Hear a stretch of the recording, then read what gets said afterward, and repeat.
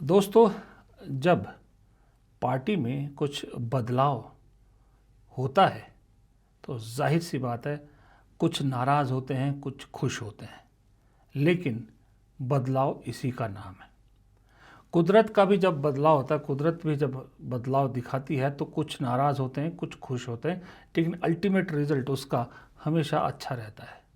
इसी तरह कांग्रेस भी वो पार्टी है जिसमें बदलाव की आहट तो बहुत समय से सुनाई दे रही है, लेकिन बदलाव होता दिख नहीं रहा। कहा जा रहा है सोनिया कांग्रेस को बदलकर राहुल गांधी ने राहुल कांग्रेस बना दी है। प्रदेश अध्यक्ष, प्रदेश प्रभारी, संगठन में इस सब में झलक दिखती है, लेकिन सदन में रिप्रेजेंटेशन के मामले में वो झलक नहीं दिखती, खास करके राज्यसभा में। लेकिन आज मौका भी है, दस्तूर भी है कि सरकार, कांग्रेस आज वो दिखा दे कि कांग्रेस में भी बदलाव की बयार बह रही है और मठाधीशों का जाना तय है। अगर तो वही पुराने घिसे पिटे चेहरे आपको दिखेंगे, वही जिनका जनाधार के नाम पे 0 सन्नाटा है और उम्र भी कईयों के साथ नहीं है, तो आप समझ जाइएगा कि कांग्रेस में अभी भी वही पुराने मठाधीशों की पकड़ मजबूत है। और अगर आपको कुछ नए चेहरे और ऐसे चेहरे दिखते हैं जो सदन में सच में बुलंद आवाज़ में सरकार को घेरेंगे, तो समझ लीजिए कि राहुल कांग्रेस का दौर आ गया है। वो दौर इसलिए कि राहुल गांधी संगठन में जो बदलाव करने की कोशिश कर रहे हैं, नीचे से बदलाव करने की कोशिश कर रहे हैं, लेकिन ऊपर चेहरे मोहरे अभी तक कुछ खास नहीं बदले हैं।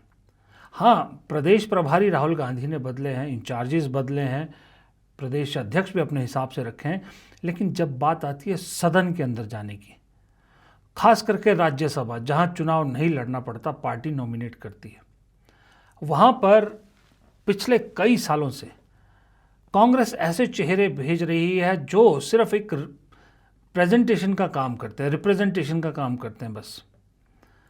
राज्यसभा में आपको कुछ ही चेहरे ऐसे दिखेंगे जो ऐसा लगता है कि हाँ, ये कांग्रेस के लिए एसेट है।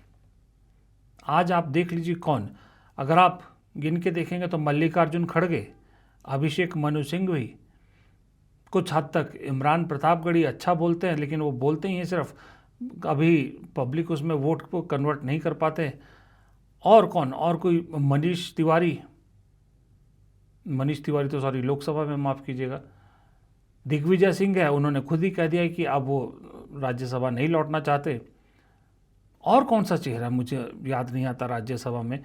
जयराम रमेश, काम का नकाज का, दुश्मन अनाज का, मैं तो कई बार कह चुका हूँ, किसी काम के नहीं है वो। इसके अलावा और कोई नाम आपको दिखता हो?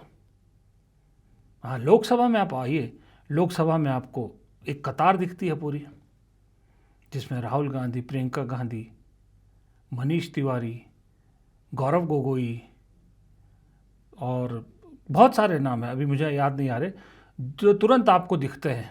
पंजाब के सांसद सारे जो तुरंत दिखते हैं कि जो सरकार पे दबाव बनाने में कामयाब होते हैं। इस बार के सेशन में इसका सबसे बड़ा उदाहरण है। लेकिन राज्यसभा में आपको ऐसा लगता है कांग्रेस के सांसदों को देख के कि ये रिटायर्ड लोगों का जो है वो अड्डा बना दिया कांग्रेस ने। उस इमेज को हटाना बेहद ज़रूरी है और उस इमेज के लिए शुरुआत होना ज़रूरी है, और उस शुरुआत के लिए आज का दिन बेहद इंपॉर्टेंट है। जो भी नॉमिनेशन होंगे, अभिषेक मनु सिंह भी जाने हैं, ये तो तय है, क्योंकि वो बनता है उनका, वो पार्टी के प्रखर नेता भी हैं, लीगल उसके हेड हैं, बड़े वकील हैं, पार्टी नेताओं के हर मामले के लड़ते हैं, केस लड़ते हैं, बल्कि कांग्रेस के बाहर के नेताओं के भी लड़ते हैं, वो बनते हैं। और वकील ज़्यादातर, हमेशा बड़े वकील जो है, हर पार्टी चाहती है कि सदन में उनकी रिप्रेजेंटेशन हो पार्टी की तरफ से। बाकियों का चेहरा पता होना बड़ा ज़रूरी है, और न सिर्फ चेहरा होना, सिर्फ नए का मतलब ये नहीं कि नया कोई युवा चेहरा दे दो, उसकी बैकग्राउंड क्या है, उसका जनमानस में संबंध कैसे हैं, कितनी पकड़ है, कितना अच्छा बोलता है, ये सारी चीज़ें नापी तोली जाएंगी।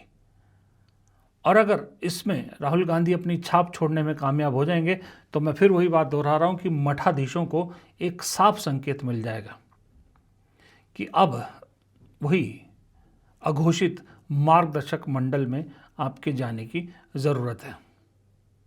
दूसरा, साथ में ये भी है कि कांग्रेस का ट्रांजिशन बूढ़ी कांग्रेस से युवा कांग्रेस की तरफ करने का भी ये ज़रिया अच्छा है और ये मौका अच्छा है, जिसको कहते हैं ना, मौका भी है दस्तूर भी है।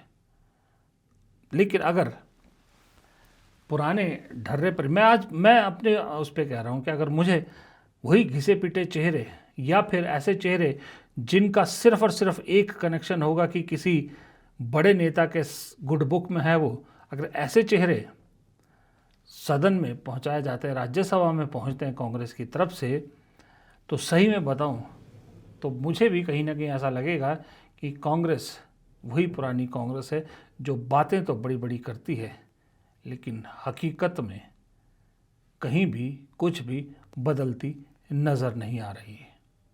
और फिर जब ऐसा होता है तो पार्टी का फेलियर होना लाजमी होता, और जब पार्टी फेल होती है तो जाहिर सी बात है उंगलियां ना पार्टी पे उठती है ना पार्टी अध्यक्ष पे उठती है, उंगलियां उठती है सीधी गांधी नेहरू परिवार पर, और बार बार पंचिंग बैग वही होता है और वो बहुत से लोगों को उसका बहाना भी मिल जाता है। जैसे कि आपने देखा भी होगा, एक दो दिन से एक हरियाणा के एक नेता का बीजेपी बहुत बखान कर रही है उसके बयान का कि हरियाणा चुनाव में उसने पैसे दिए थे केसी वेणुगोपाल और प्रियंका गांधी को।